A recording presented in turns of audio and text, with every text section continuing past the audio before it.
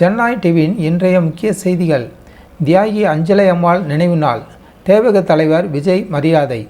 தென்னாட்டின் ஜான்சி ராணி தியாகி அஞ்சலை அம்மாளின் நினைவு தினம் தமிழக வெற்றிக்கழக அலுவலகத்தில் தலைவர் விஜய் மலர் தூவி மரியாதை செய்தார். தீய சக்திகளிடமிருந்து தமிழகத்தை மீட்போம், அஞ்சலை அம்மாள் வழியில் விஜய் அதிரடி உறுதிமொழி. சுதந்திர போராட்ட வீராங்கனையின் தியாகத்தை போற்றிய தேவக இணையதளத்தில் வைரலாகும் விஜயின் எக்ஸ் தளப்பதிவு. தமிழக வெற்றிக்கழகத்தின் தலைவரும் தமிழ் திரையுலகின் முன்னணி நடிகருமான விஜய் சமூக புரட்சியாளர்களையும் சுதந்திர போராட்ட வீரர்களையும் தொடர்ந்து கௌரவித்து வருகிறார்.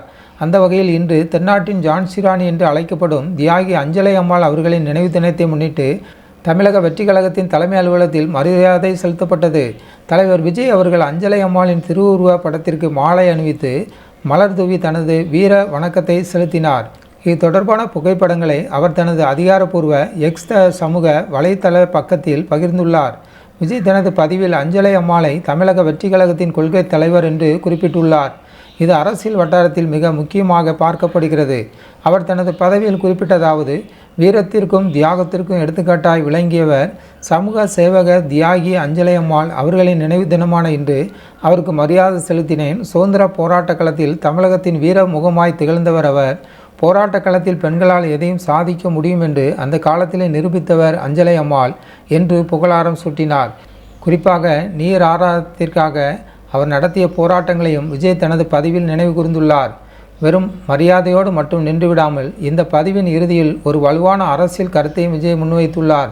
தியாகி அஞ்சலை அம்மாள் அவர்கள் வழியில் தீய சக்திகளிடமிருந்து தமிழ்நாட்டை மீட்டெடுக்க உறுதியேற்போம் என்று அவர் குறிப்பிட்டுள்ளார். இங்கு தீய சக்திகள் என்று யாரை குறிப்பிடுகிறார் என்பது தமிழக அரசியலில் பெரும் விவாதத்தை ஏற்படுத்தியுள்ளது. தமிழக வெற்றிக்கழகம் தனது கொள்கை ரீதியான எதிரிகளை மறைமுகமாக தாக்கி வருவதன் தொடர்ச்சியாகவே இது பார்க்கப்படுகிறது.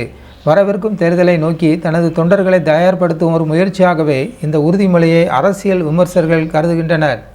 தியாகிகளின் வரலாற்றை தனது கட்சியின் கொள்கை முழக்கங்களாக மாற்றி வரும் விஜய் அஞ்சலை அம்மாளின் தியாகத்தை இன்றைய தலைமுறைக்கு கொண்டு சேர்த்துள்ளார்.